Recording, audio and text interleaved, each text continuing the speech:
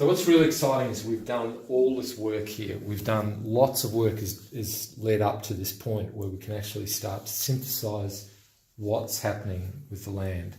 We've gone through a variety, we've taken the contours, the land, we've mapped it as a base map, we've mapped the key landform items, the higher areas, the gully areas.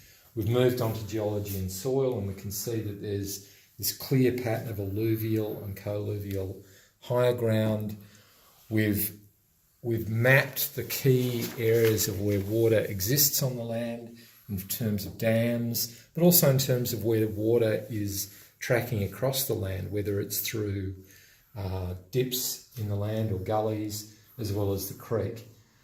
We've also, I think, done some important work here, figuring out what are called the sectors, that is, where are energies coming into and on from the land. So we've got things like wildlife, wind, water, sun, and how that's affecting where we might want to place things.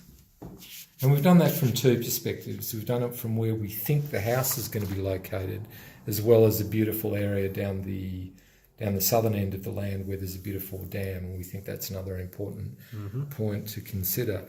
We've then, I guess, tuned into the land, and we've got another consideration here, which is where, walking across the land, where do we feel things are really strong for us and where are they weak? And a really good example of areas that are strong are these forested areas up in the upper western part of the land, where it also so happens is that's mostly where the forest is, and also where the birds and animals seem to currently prefer being.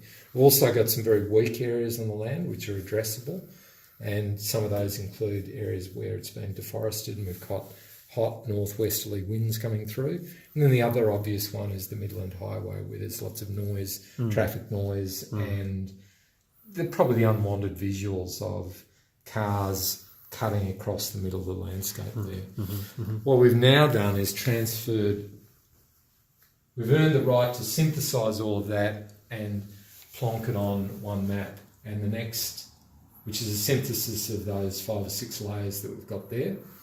And now our job is going to be to ask a so what question. So given all of these important things that are going on the land, and given what it is that we've said we want to do with the land, that is us, the holistic context, what is it that all of this implies? How should we then start thinking about some of the most important things we need to do next?